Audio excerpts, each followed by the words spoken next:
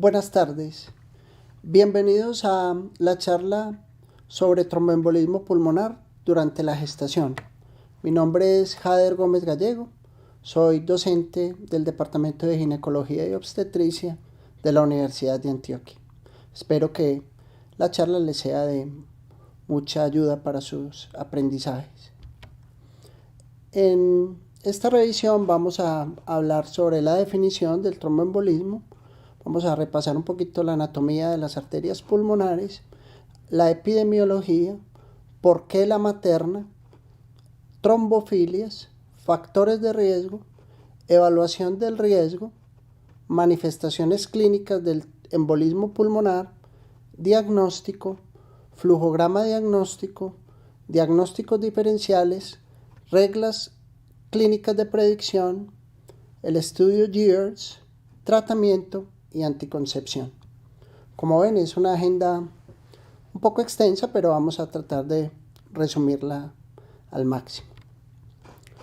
El embolismo pulmonar se define como una obstrucción a las arterias pulmonares. La sustancia que bloquea la circulación se origina en cualquier parte del cuerpo y viaja a través del torrente sanguíneo. Y no necesariamente siempre es un trombo. Puede ser embolismo del líquido amniótico, otro tipo de partículas que viajan hasta la circulación pulmonar y la obstruyen. Pero como la gran mayoría de los émbolos provienen del sistema venoso profundo, se le ha denominado tromboembolismo venoso. Esta es una anatomía de las arterias pulmonares. En ella pueden ustedes mirar el diámetro de cada una de las arterias pulmonares y de sus ramas hasta que se presenta las arterias subsegmentarias. Ese diámetro es muy importante para evaluarlo en técnicas imaginológicas como la angiotomografía del tórax. Entonces, para recordar, el tronco de la arteria pulmonar, que tiene un diámetro de alrededor de 3 centímetros, las arterias pulmonares principales derecha e izquierda, que tienen un diámetro alrededor de 1.5 centímetros, y a medida que se va ramificando el árbol vascular arterial pulmonar, pues el diámetro va disminuyendo, pero de todas maneras estas estructuras pueden ser evaluadas a través de la técnica de la angiotomografía, como veremos más adelante.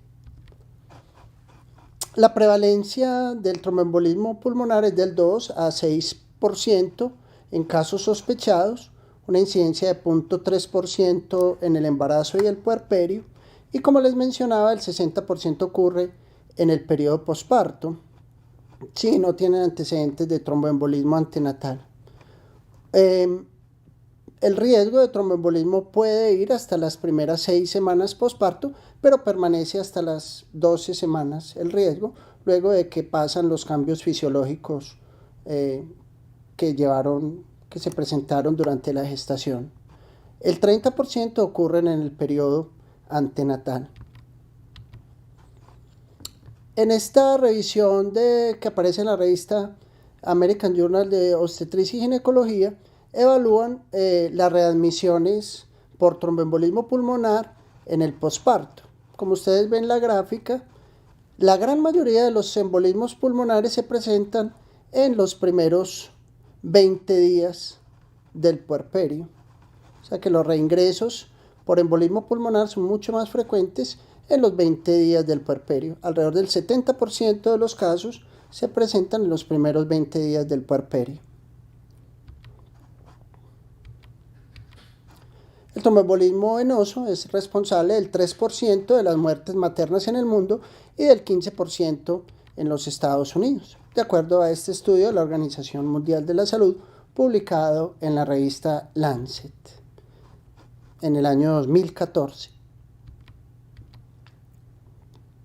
En Colombia, el Instituto Nacional de Salud, y para la semana epidemiológica número 31, que va desde el 28 de julio al 3 de agosto, vemos la tabla como el evento tromboembólico como causa de la morbilidad materna extrema. Se presentaron 4 casos en Colombia con un 2.1% como causa de la morbilidad materna extrema.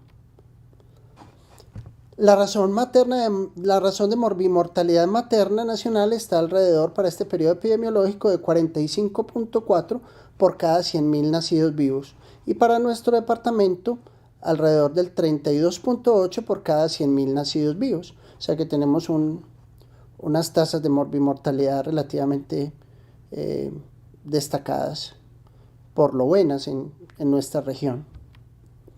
¿Por qué la materna? Dentro de la fisiopatología que explica el tromboembolismo pulmonar, pues aparecen los cambios fisiológicos del embarazo. El embarazo, por definición, es un estado de hipercoagulabilidad donde se cumple la triada de Virchow, la estasis venosa, el daño endotelial y el estado de hipercoagulabilidad.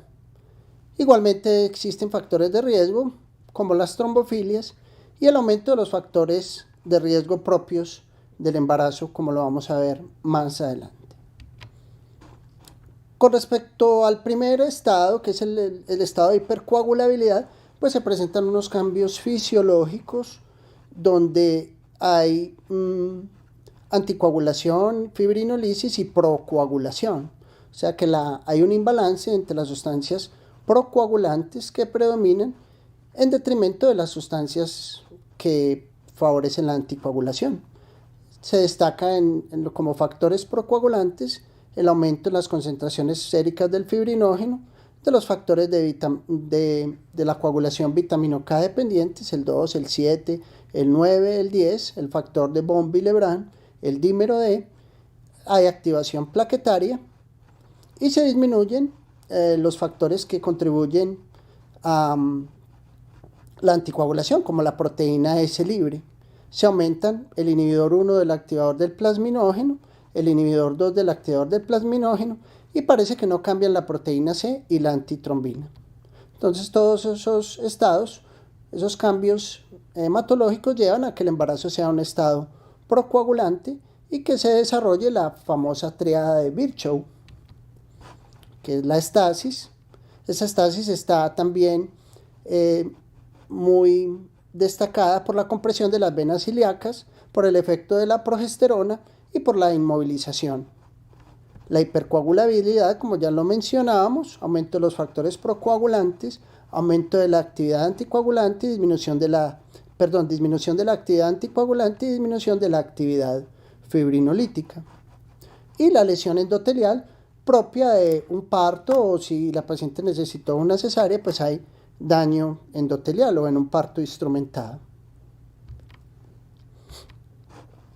Los fenómenos de compresión son muy frecuentes en la pierna izquierda, por eso el 70% más de las trombosis venosas profundas se desarrollan en la pierna izquierda por el efecto compresivo que desarrolla la arteria ilíaca derecha sobre la vena ilíaca izquierda. Recuerden la famosa mnemotecnia left, que significa que la pierna izquierda es la más comprometida y desde ahí podrían enviar émbolos hacia la circulación pulmonar provenientes del sistema venoso profundo, especialmente del miembro inferior izquierdo. También se presenta el famoso efecto compresivo del útero grávido sobre los grandes vasos. Con el daño endotelial destacamos pues que hay un daño vascular directo en el trabajo de parto, trauma vascular en una cesárea, aumento de las citoquinas circulantes y factores de crecimiento que pueden contribuir a la descomposición de la monocapa del endotelio.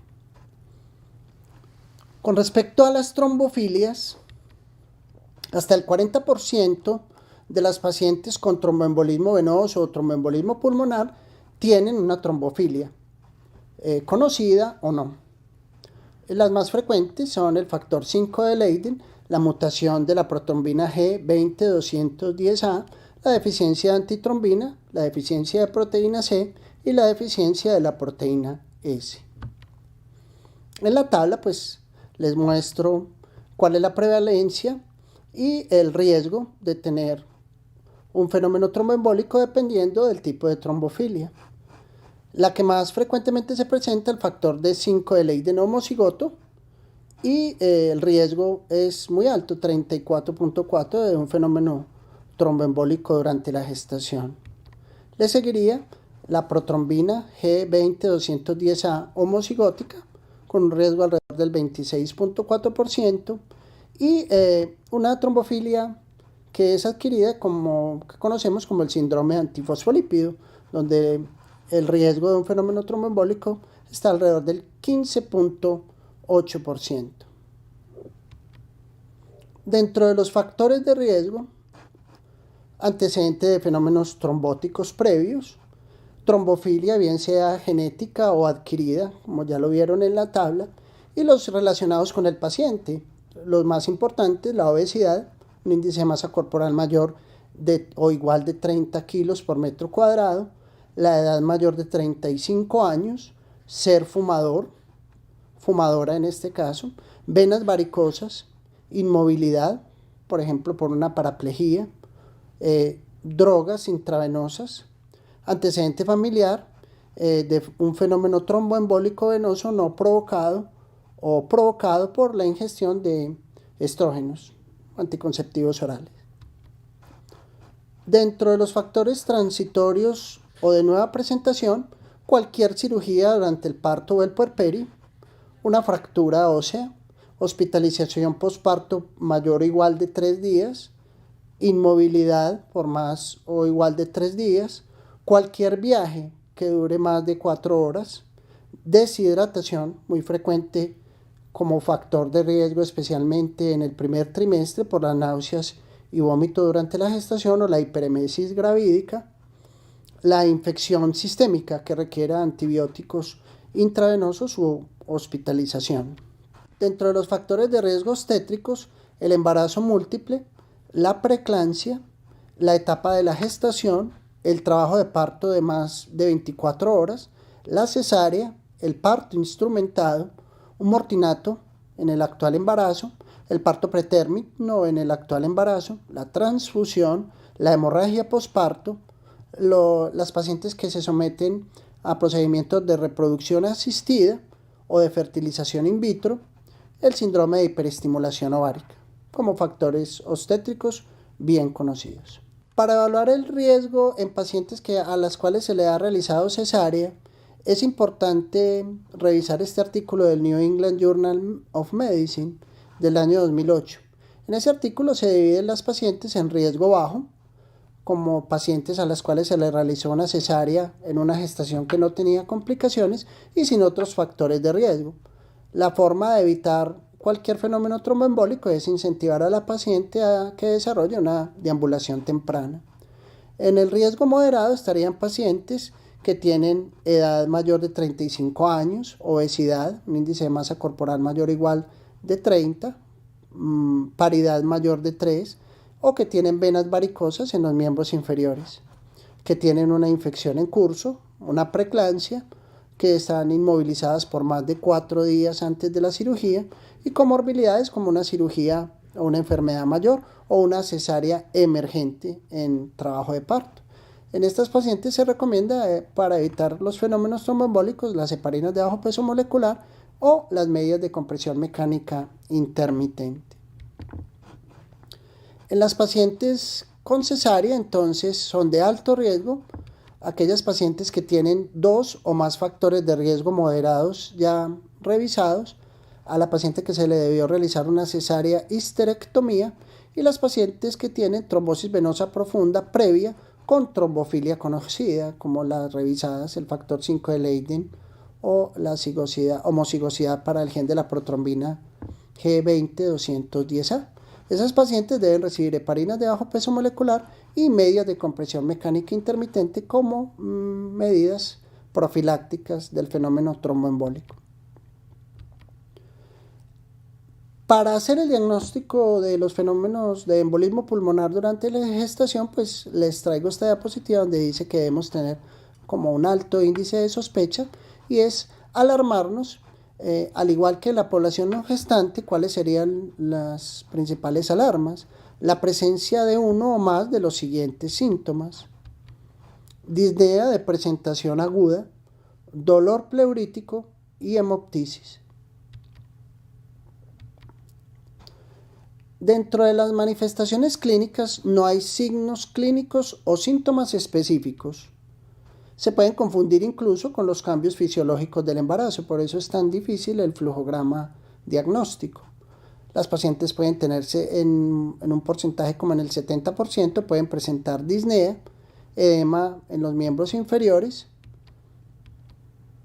y una amplia variedad de presentaciones clínicas. Puede estar asintomática, puede tener un choque o incluso una muerte súbita, además de dolor torácico y dolor en las piernas.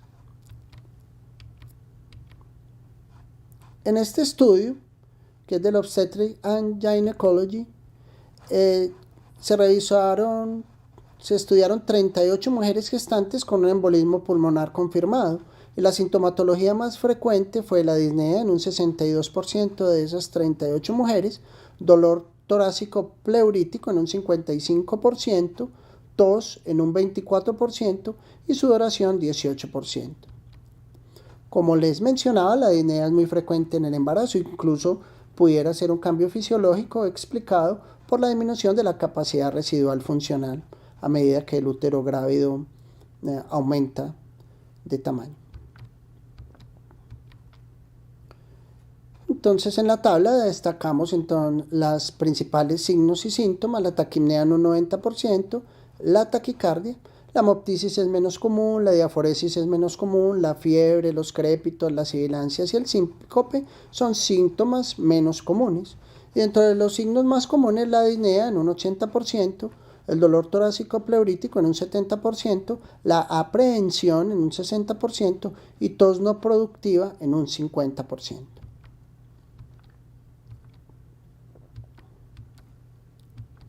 El diagnóstico nos pone un reto clínico muy importante.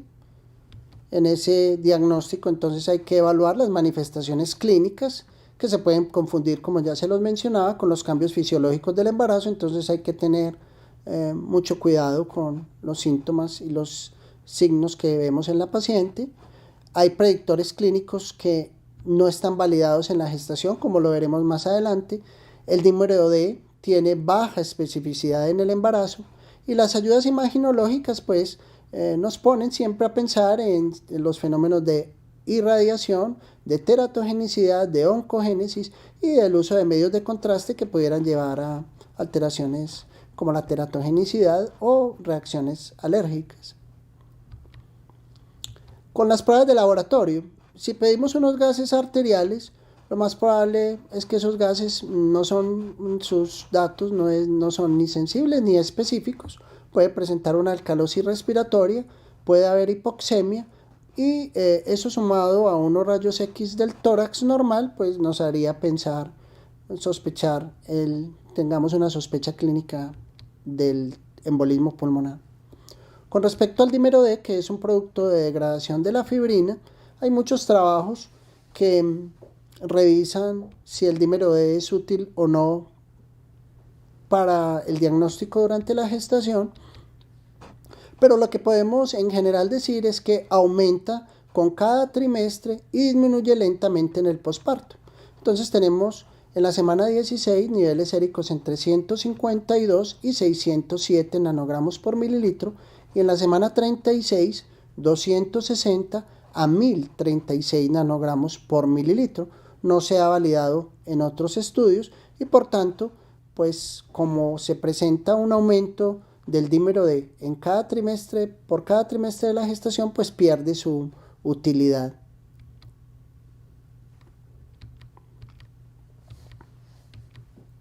Tiene por tanto baja sensibilidad, o sea, una alta tasa de falsos negativos, baja especificidad, alta tasa de falsos positivos y el dímero D alto no es diagnóstico. Un dímero D bajo, aún menos de 500 nanogramos por mililitro, nos disminuye la sospecha, pero no la elimina efectivamente de los diagnósticos diferenciales. El ProBNP y las troponinas. El BNP es útil para identificar deterioro clínico de pacientes que tengan tromboembolismo pulmonar. Se mantiene igual durante los 3 trimestres. Los niveles anteparto fueron 2 veces más altos que los controles en pacientes no gestantes, el valor predictivo negativo es del 100% en enfermedad cardíaca si su concentración es menor de 100 picogramos por mililitro. Y la troponina no ha sido evaluada en este escenario. En este estudio, que es el DIPEP, el objetivo era identificar las presentaciones clínicas asociadas con TEP y determinar la exactitud de las reglas de decisión clínica y el dímero D para el diagnóstico de tromboembolismo pulmonar en el embarazo y posparto.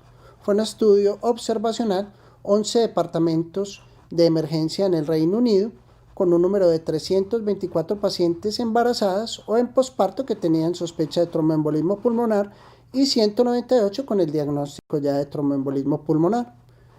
Se registraron la presentación clínica, las reglas de decisión clínica, el dímero D, los rayos X, los tratamientos y los resultados adversos y un seguimiento a 30 días. Esta es más o menos como la implementación de las reglas de decisión. Y lo que se encontró en el DIPEP, en los resultados, era que las únicas presentaciones clínicas asociadas con TEP fueron la edad, el tromboembolismo pulmonar previo, la historia familiar de tromboembolismo pulmonar y anormalidades en los rayos X del tórax. Las reglas de decisión clínica y el dímero D no tuvieron sensibilidad y especificidad confiables para el diagnóstico de tromboembolismo pulmonar.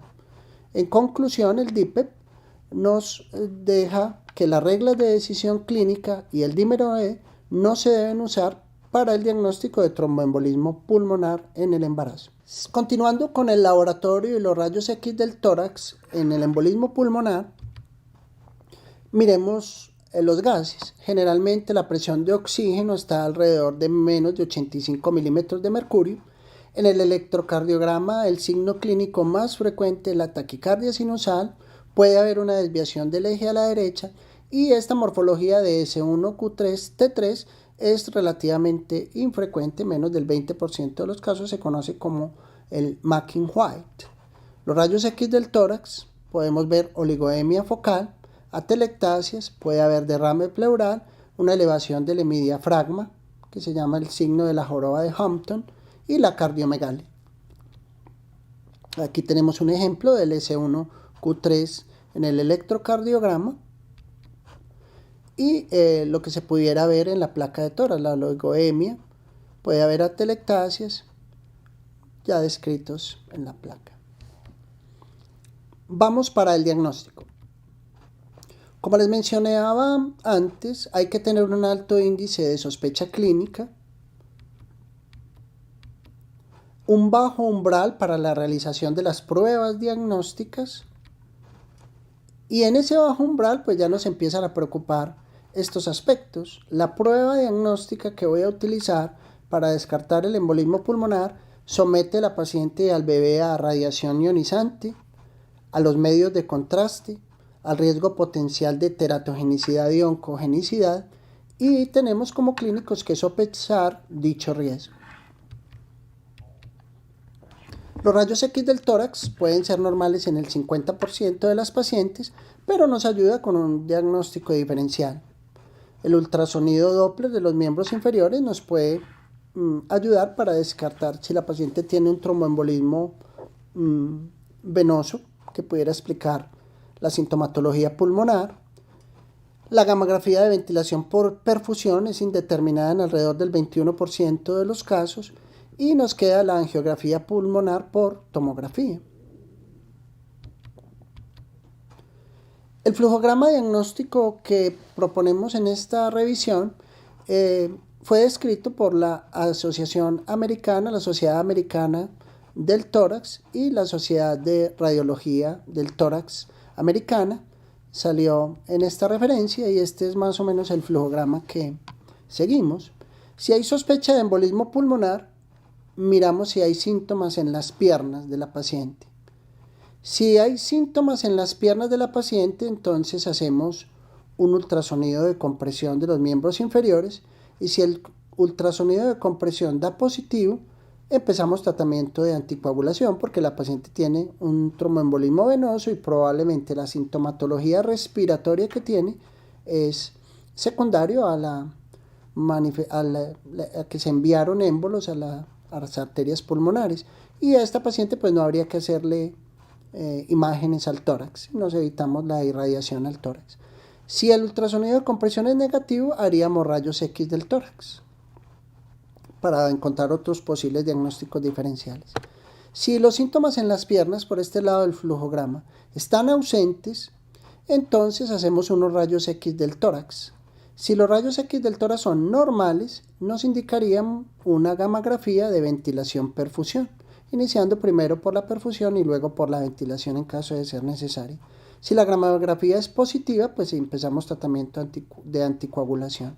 Si la gammagrafía es no diagnóstica, indicaríamos una angiotomografía del tórax. Y si la angiografía pulmonar es negativa, paramos el flujograma. Si los rayos del tórax, X del tórax, son anormales, indicaríamos una angiotomografía del tórax. Si es negativa la angiotomografía, descartamos el tromboembolismo pulmonar. Si la técnica de la angiotomografía es inadecuada, realizaríamos un angiotac o un ultrasonido de compresión, dependiendo si seguimos con la sospecha diagnóstica. Y si la angiotomografía del tórax es positiva, empezamos el tratamiento de anticoagulación. Entonces, como vemos, el flujograma siempre parte mirando si la paciente tiene o no síntomas en los miembros inferiores. Este flujograma ha sido avalado por la gran mayoría de colegios de ginecobstetricia, incluyendo el Colegio Americano. El ultrasonido de compresión, el Doppler color de los miembros inferiores, es no invasivo, es de fácil acceso y no implica irradiar a la paciente. De ahí su utilidad. Tiene una sensibilidad diagnóstica del 97% y especificidad del 94% para encontrar un fenómeno trombótico en los miembros inferiores. Pero en caso de ser negativo y si continuamos con una alta sospecha clínica, lo podríamos repetir en una semana.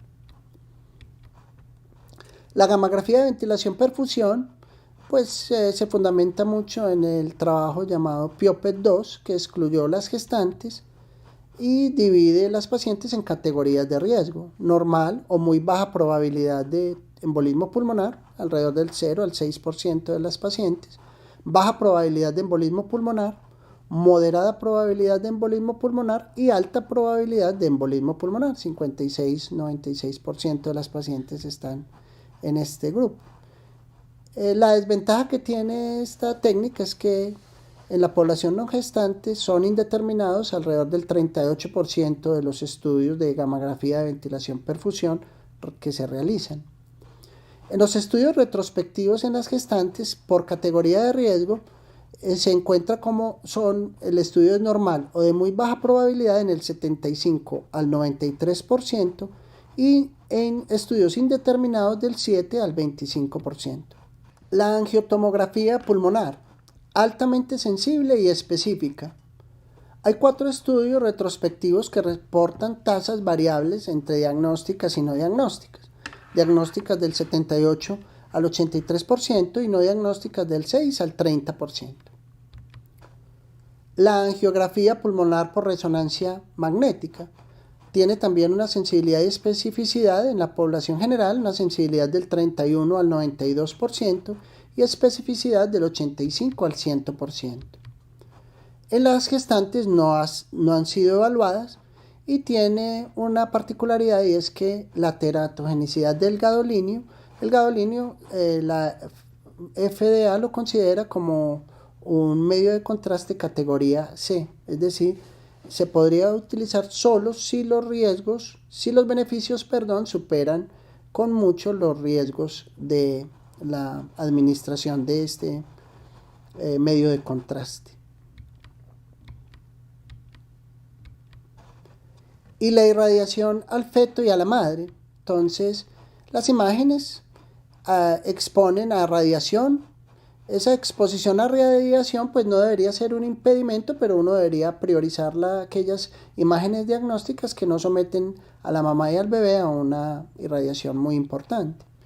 La elección se hace según la sospecha clínica y la disponibilidad que tengamos como clínicos de estos medios para el diagnóstico. En la tabla ustedes pueden ver como un par radiológico del tórax. La irradiación es realmente, tanto a la mamá como al bebé, es muy baja. La gammagrafía de ventilación-perfusión para el bebé alrededor de 0.32, 0.74 miligrays, el Angiotac para el bebé alrededor de 0.03 a 0.66 miligrays. Entonces siempre pensar en cuánto se irradia a la mamá y al bebé. En este estudio se evaluó la función tiroidea neonatal y el efecto de una sola exposición a medios de contraste yodado en el útero. El medio de contraste que se utiliza para la angiotomografía es un medio de contraste no yodado y que la FDA lo tiene como categoría B, o sea que se puede usar sin ningún problema. Comparando las técnicas de angiotac y gammagrafía de ventilación-perfusión para el diagnóstico, pues cada técnica tiene sus ventajas y sus desventajas. Las ventajas, por ejemplo, del angiotac: da resultados inmediatos, tiene una alta reproducibilidad interoperador, el émbolo puede ser directamente visualizado, nos amplía otros diagnósticos diferenciales y hay mayor disponibilidad para su uso. Requiere, como desventajas, requiere contraste y esos medios de contraste pudieran llevar a fenómenos de alergia y mayor radiación a la madre. Con respecto a la gammagrafía de ventilación-perfusión, pues las ventajas es que no requiere medios de contraste, pero las desventajas es que hay mayor radiación al feto, es menos disponible, da como resultado unas probabilidades, como ya lo revisamos, y una variabilidad de lectura interoperador, y no detecta diagnósticos diferenciales como si nos lo puede aportar la angiotomografía. Los diagnósticos diferenciales siempre debemos descartar que la paciente no tenga una neumonía, asma, enfermedad pulmonar obstructiva crónica. En esta edad, pues las maternas son generalmente pacientes muy jóvenes, entonces este no sería uno de nuestros diferenciales más importantes, pero sí el neumotórax, por ejemplo, por la rotura de una bula en una paciente asmática. El paciente es con falla cardíaca, con pericarditis, neumotórax, trastornos musculoesqueléticos o un síndrome coronario agudo como diagnósticos diferenciales para considerar. En las imágenes, si la paciente está inestable, se recomienda realizar una ecocardiografía transtorácica al pie de la cabecera de la cama del paciente, o sea, tratar de no llevar a la paciente que esté inestable a un servicio de radiología, sino que llevar el ecocardiógrafo hasta la cabecera de la cama del paciente y nos pudiera aportar, ser de ayuda en el diagnóstico de estas pacientes. Si la gammagrafía de ventilación-perfusión no es diagnóstica y persiste la sospecha clínica, se debe realizar una angiotomografía pulmonar y el electro uno lo realiza para descartar otros diagnósticos alternativos. Si la paciente está inestable, entonces se recomienda realizar la ecocardiografía transtorácica al pie de la cabecera del paciente. Si vemos que tiene signos clínicos de un TEP masivo, empezar la heparina no fraccionada y mirar si la paciente es candidata a trombolisis o a embolectomía. La ecocardio realmente no se realiza de manera rutinaria, solo en pacientes que son inestables. Ocasionalmente nos puede ayudar para excluir la presencia de una cardiomiopatía. En un paciente con choque, pues nos podría hablar si la paciente tiene un taponamiento pericárdico, una disfunción valvular aguda, una disección aórtica. También nos evalúa el tamaño del ventrículo derecho en el paciente que ya tiene el diagnóstico confirmado. Y nos puede evaluar también si hay desviación del septo interventricular hacia la derecha como un signo ecocardiográfico que frecuentemente se encuentra en pacientes que tienen el embolismo pulmonar. Con las reglas de predicción clínica no han sido validadas en la paciente gestante, tienen utilidad muy limitada para el diagnóstico de embolismo pulmonar y siguen los resultados del DIPEP que ya les mencioné. Esas reglas de predicción clínica, como ustedes las conocen, la escala de Wells y la escala de Ginebra, pues no han sido validadas en la gestante. Como regla de predicción, entonces en este artículo publicado en el European Journal of Obstetrics and Gynecology en el año 2018, se hacían la pregunta de ¿estas reglas de predicción clínica en la gestante tienen alguna utilidad para el diagnóstico? Entonces, en el trabajo que ellos presentan, pues miren que el área bajo la curva, tanto para el Wells como para la tabla de Ginebra, pues no son las mejores áreas bajo la curva. Y en cuanto a la sensibilidad, especificidad y los valores predictivos positivos como negativos, tampoco nos aportan mayores datos que nos ayuden para el diagnóstico, entonces casi que no las estamos utilizando. En el mes de marzo de este año apareció en el New England Journal of Medicine este estudio que se llama el flujograma o algoritmo GEARS. En este estudio era un estudio de tipo prospectivo. Se incluían embarazadas con sospecha de embolismo pulmonar y se les evaluaban a esas pacientes con sospecha de embolismo pulmonar los llamados 3 criterios GEARS, que son los signos clínicos de tromboembolismo pulmonar, si la paciente tenía hemoptisis y si el embolismo pulmonar era el diagnóstico más probable que explicaba los síntomas de la paciente, y midieron los niveles de dímero D. Estas son más o menos las características de la población para estudio en el GEARS. Se incluyeron pacientes en todos los trimestres de la gestación y el resultado primario que evaluaba el trabajo era la incidencia de tromboembolismo venoso a los 3 meses. El resultado secundario era la proporción de pacientes que evitaron la realización de una angiotomografía usando la regla de descarte de forma segura que planteaba el estudio. Concluyen que el GEARS es adaptado al embarazo, es una regla de descarte segura para embolismo pulmonar y los investigadores tienen como conclusión que se evitó la realización de una angiotomografía de manera segura en un 39% de las pacientes de manera global, siendo más eficiente el protocolo en el primer trimestre que en el tercer trimestre de la gestación. El GEARS entonces descarta de manera segura el embolismo pulmonar, evita la realización de un 39% de las angiotacs globalmente. Como les mencionaba, es más eficaz o da mejor rendimiento en el primer trimestre, o sea, se evitaba la realización en un 65% de una angiotomografía, un 46% la realización de la angiotomografía en el segundo trimestre y un 32% en el tercer trimestre de la gestación. Este es el flujograma que aporta el estudio. Entonces, si teníamos la paciente con sospecha de embolismo pulmonar, le ordenamos un dímero D y evaluamos los 3 criterios del GEARS. Si tiene signos clínicos de trombosis venosa profunda, si presenta hemoptisis y si el embolismo pulmonar es el diagnóstico más probable. Los signos clínicos de trombosis venosa, entonces se hacía el ultrasonido de compresión en la pierna sintomática y si era anormal se iniciaba el tratamiento anticoagulante. Si la paciente no tenía criterios GEARS y el dímero D era menor de 1000 nanogramos por mililitro, el embolismo pulmonar se descartaba y no se iniciaba anticoagulación. Si no tenía criterios GEARS y el dímero D era mayor o igual de 1000 nanogramos por mililitro, se realizaba la angiotomografía y si la angiotomografía era positiva, se iniciaba la anticoagulación.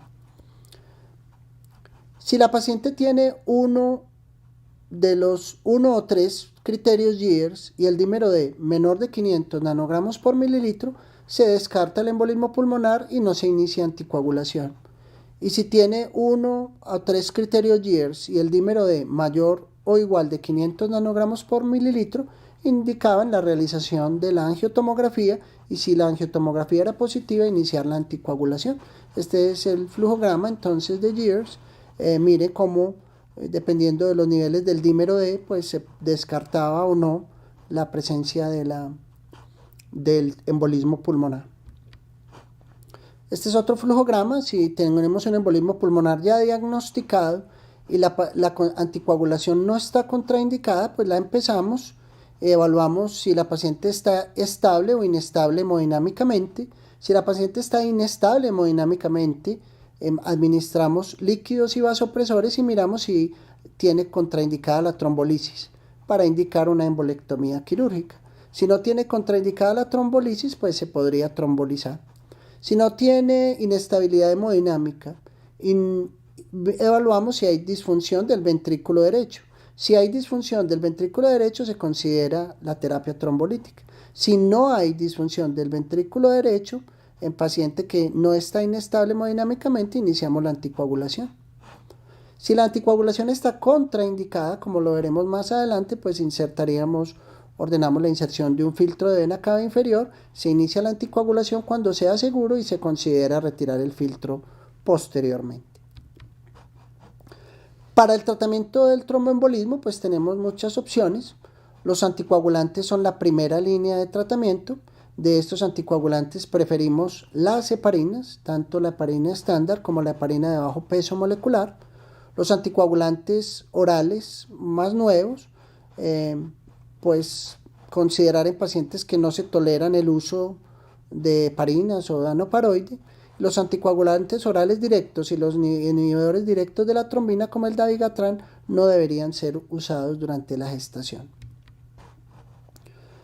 Con respecto a las heparinas, pues no atraviesan la placenta, pueden aparecer en la leche materna, pero en ambas situaciones, tanto por el paso placentario como por el paso a la leche, segura en ambas situaciones.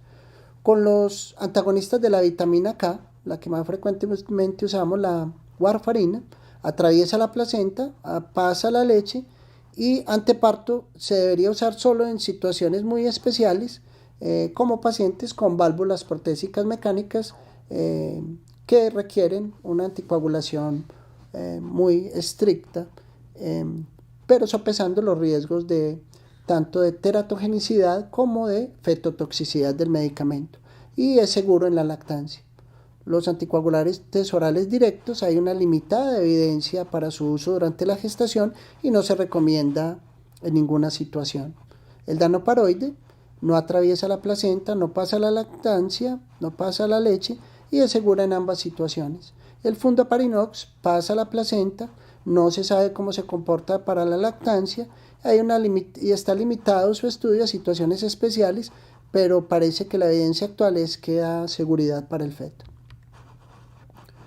Las características farmacológicas de la heparina y la warfarina, pues entonces miramos que en su peso molecular, las heparinas estándar tienen alrededor de 12.000 a 15.000 daltons, la warfarina 1.000 daltons, las heparinas se une a la antitrombina y la warfarina inhibe los factores de coagulación vitamina K dependientes.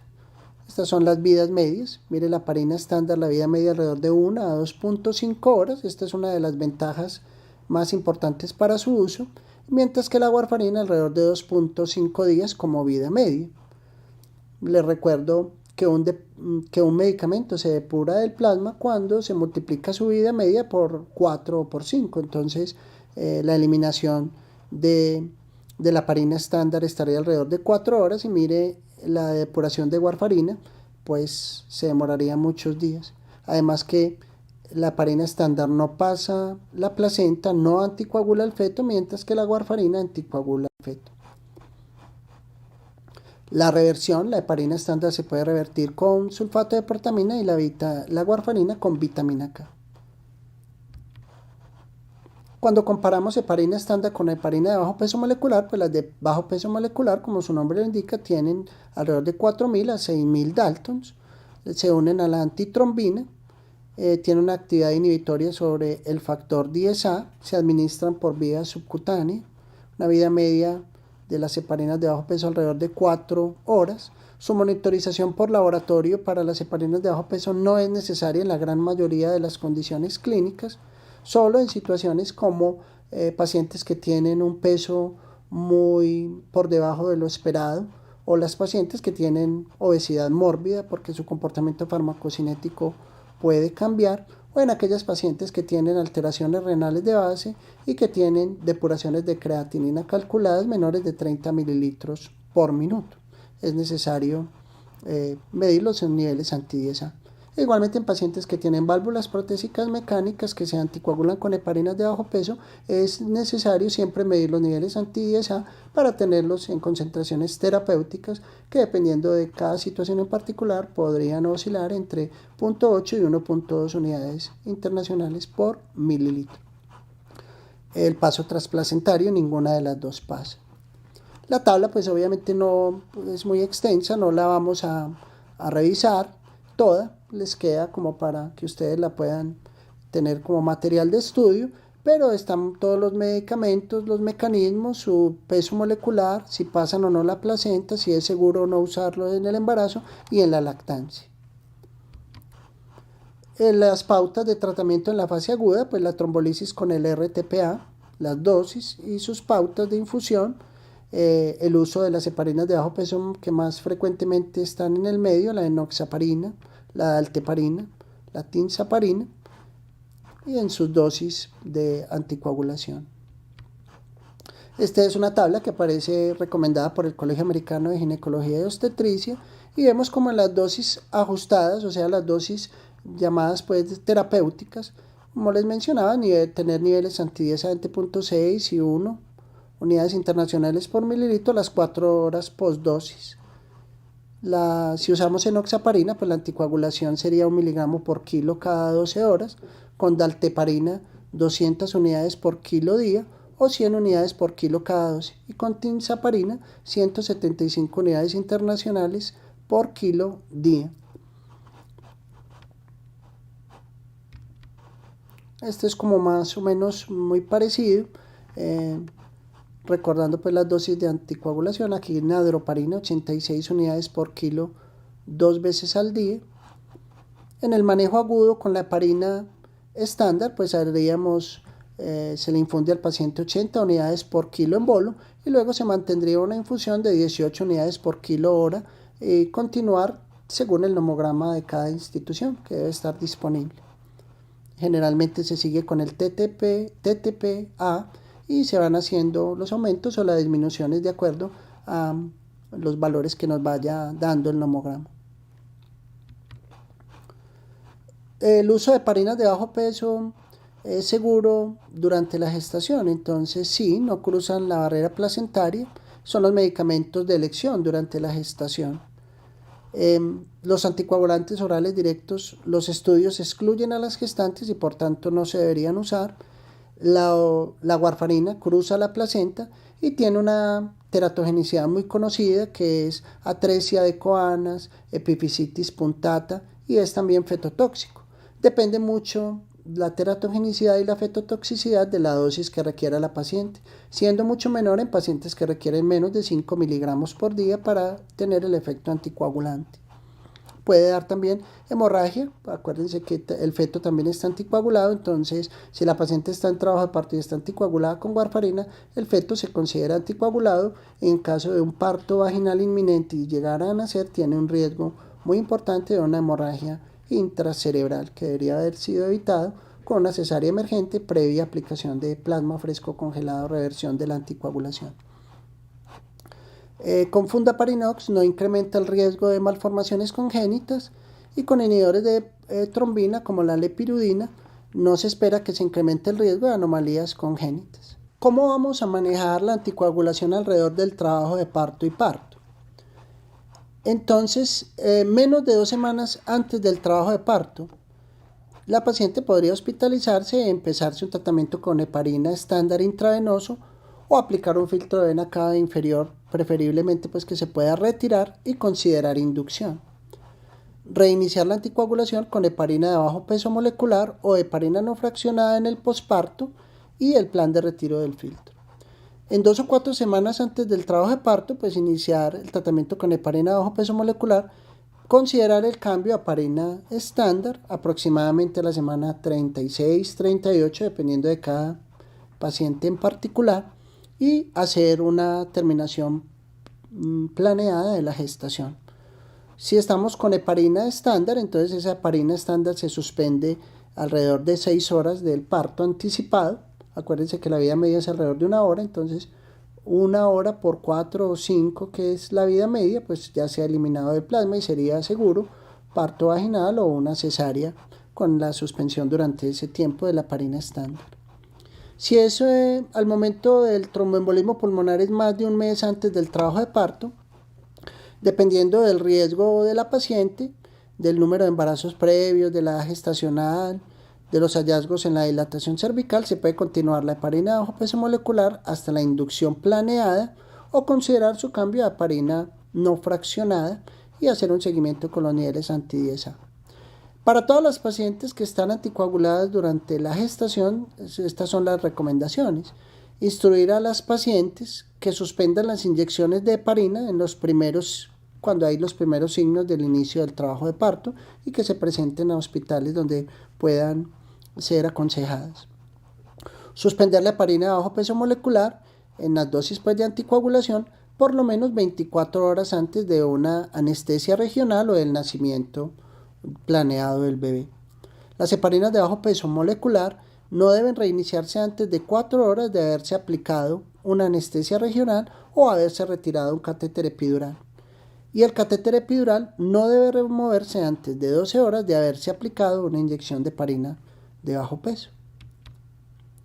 El tratamiento intraparto, pues ya lo habíamos mencionado, se puede dar con heparina estándar o con heparinas de bajo peso molecular y los tiempos para su seguridad.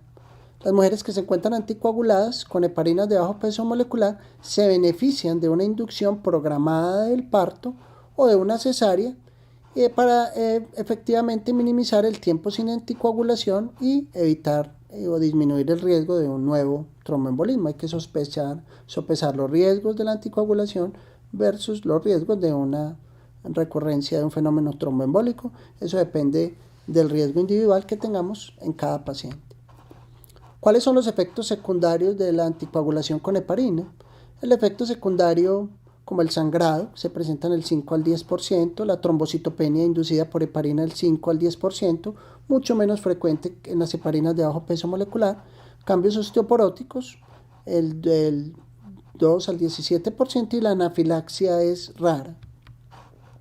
¿Qué medicamentos podrían interactuar con las warfarina? Entonces miremos los antiinflamatorios no esteroideos, podrían potenciar el efecto anticoagulante, la tiroxina, el trimestoprim, la clorpromacina, el alcohol, y pueden antagonizar el efecto anticoagulante los antiácidos, los antihistamínicos, la carbamazepina, los corticosteroides, los anticonceptivos orales, o sea que hay que tener muy en cuenta qué medicamentos ingiere la paciente para darle la consejería con respecto a estas posibles interacciones cuando la paciente toma warfarin.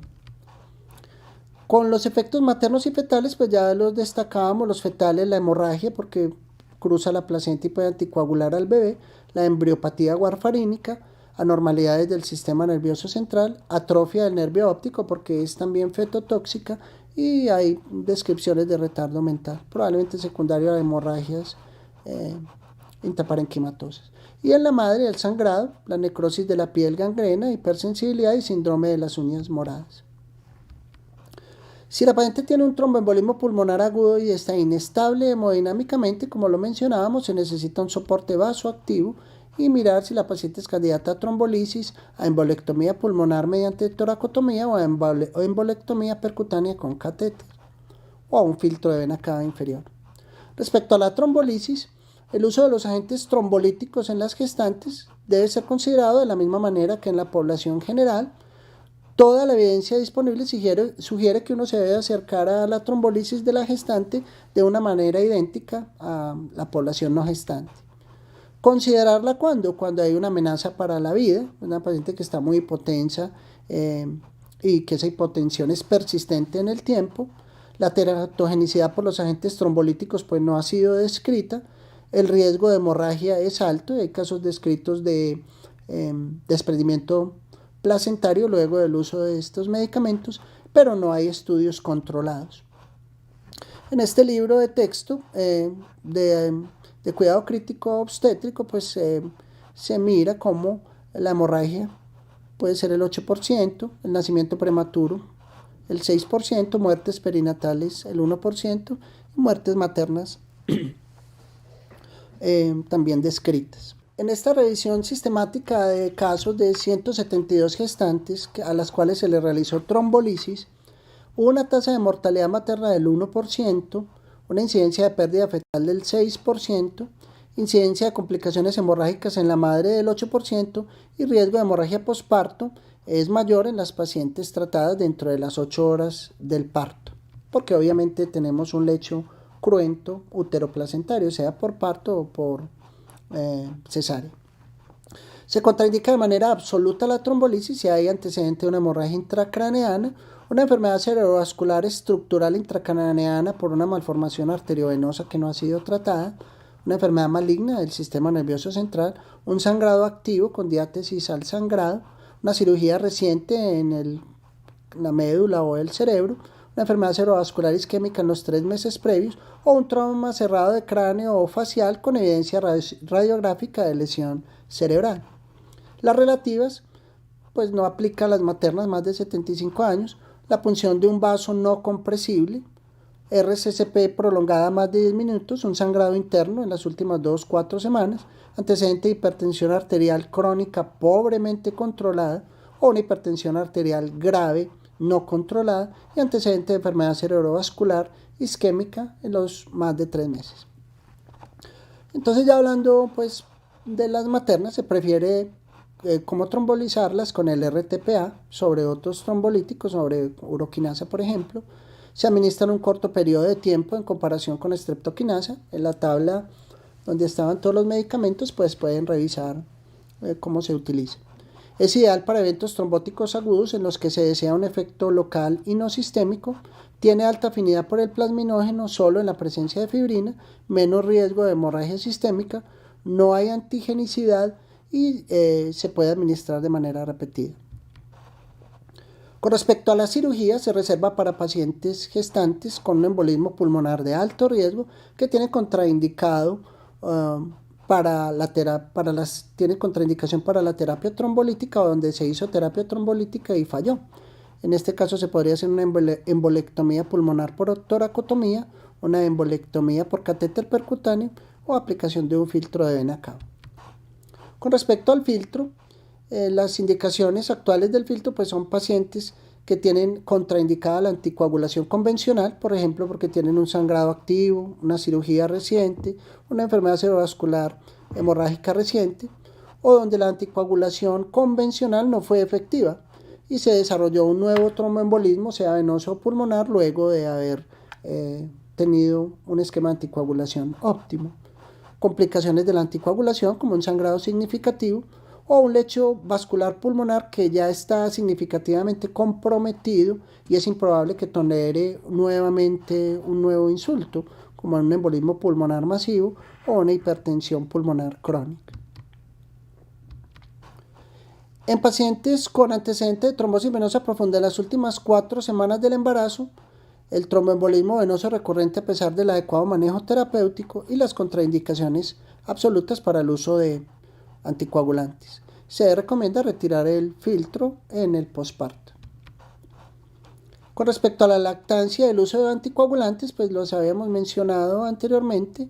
Heparina estándar, heparina de bajo peso, se excretan las de bajo peso molecular en pequeñas cantidades en la leche y por la combinación de baja concentración y pobre biodisponibilidad por la vía oral, hace improbable algún efecto sobre el recién nacido. La heparina no fraccionada es segura porque su alto peso molecular hace improbable la transferencia a la leche materna. Los anticoagulantes orales directos están contraindicados en la lactancia. La gran mayoría de los estudios excluyen a las mujeres gestantes para el uso de estos medicamentos y por ende pues no estarían tampoco indicados en la lactancia. Los antagonistas de la warfarina, o sea, es seguro lactar al bebé a pesar de estar tomando warfarina. Se detectan muy pequeñas cantidades en la leche materna. En las heparinas sintéticas como el fundaparinox se transfiere a la leche materna, la transferencia es inconsistente. Y los inhibidores de la trombina como la hirudina, hay un caso que no demostró la transferencia a la leche materna con la epirudina, improbable su transferencia dada su vida, su estructura y su biodisponibilidad oral. Pero realmente nosotros casi no tenemos gestantes tratadas con estas heparinas sintéticas o inhibidores de trombina. La gran mayoría son tratadas con heparinas de bajo peso molecular, heparina estándar o warfarina, que como vemos no tienen contraindicación para la lactancia. Con respecto a la anticoncepción, pues la Organización Mundial de la Salud, en cuanto a sus categorías de elegibilidad, tiene para las pacientes con historia de tromboembolismo venoso o tromboembolismo pulmonar, o sea, antecedente, y para las que lo tienen actualmente, los anticonceptivos hormonales combinados aparecen como categoría 4, los hormonales con solo progestágeno 2 y 3 y el DIU de cobre como un criterio de elegibilidad 1. Cabe recordar también que en este tipo de pacientes pues el endoceptivo que libera levonorgestrel es una buena opción. Bueno, espero que luego de esta revisión que traté de hacer de una manera muy sucinta puedan tener un material que les sirva para el abordaje de las pacientes gestantes que se presentan a sus servicios de urgencias con sintomatología respiratoria en las cuales es mandatorio descartar un embolismo pulmonar. Muchas gracias por su atención.